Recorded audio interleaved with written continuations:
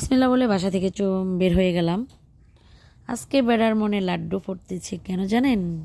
কারণ সে নতুন বাইক কেনার উদ্দেশ্যে বাসা থেকে বের হয়েছে। দেখেন, তাকে একটু দেখাইতেছি। সে পায়ে হেঁটেই বাইক কেনার জন্য বাসা থেকে বের হয়ে গেছে। আগেরটা সে বিক্রি করে ফেলছে আমাকে না জানায়, আমি পরে জানছি।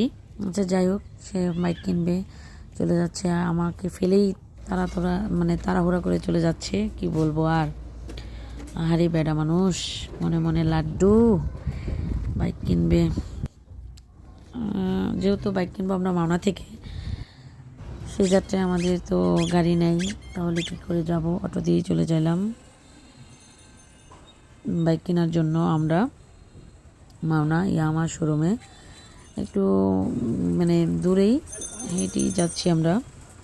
ফাইনালি আমরা ইয়ামাহা শোরুমে পৌঁছে গেলাম। সেখানে অনেকগুলো গাড়ি দেখলাম, অনেক কালার দেখলাম।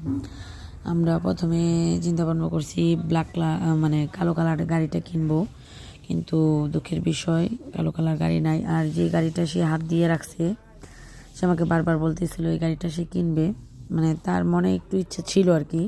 কিন্তু বিশ্বাস করেন, এই যে পিছনের গাড়িটা, এই গাড়িটা আমার একটু পছন্দ না। এগুলো কেমন জানি মাথা মোটা মনে হয় আমার কাছে একটু ভালো লাগে না। তারপর ভাবলাম যে না, বাইক কিনবো না, চলে আসবো। আমরা একটু খাওয়া দাওয়া করবো, যেহেতু বাসা থেকে সকাল সকাল বের হয়েছে, আমাদের নাস্তা তো করতে হবে।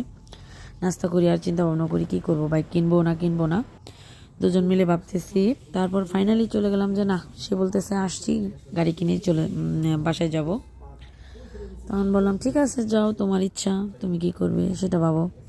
দেখেন, কষ্টও লাগে না, কতগুলো টাকা গুনতেছি, কিন্তু আমার কিন্তু অনেক কষ্ট লাগতেছে টাকাগুলো দেখলেই। কি করব বলেন, বেড়াই কামাইবো, বেড়াই জিনিস কিনবে, এটা আমি কি করতে পারি? কিছু করার নাই। ফাইনালি আমরা বাইকটা কিনে ফেললাম। একটু আমাদের বাইক এর লোক কিছু জিনিস লাগানো লাগতেছে আর কি গাড়িতে, সেটাই লাগাচ্ছে। কাজটা শেষ করে এখন শোরুম থেকে আমরা বেরিয়ে যাব।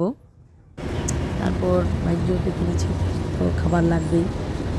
খাবারের জন্য আমরা এখানে দাঁড়ায় আছি। বাসার উদ্দেশ্যে বের হয়েছি। পরে চিন্তা করলাম যে একটু নতুন বাইক, তাহলে চলো একটু ঘোরা যাক। কোথায় যাব? যে একটু সামনে যাই, বাসায় একটু পরে যাই, একটু নতুন বাইক কিনছো, একটু ঘুরি, তো আমাদের মিনি লং ড্রাইভ হয়ে যায়। এখানে আমার ছোটো বাচ্চাটাও আছে, এই যে দেখেন তার অবস্থা। সে তো খুশি, কারণ বাইকে উঠে তার অভ্যস্ত। তারপরে আমরা ঘুরতে বের হয়েছিলাম, কিছু খাওয়া দাওয়া করলাম।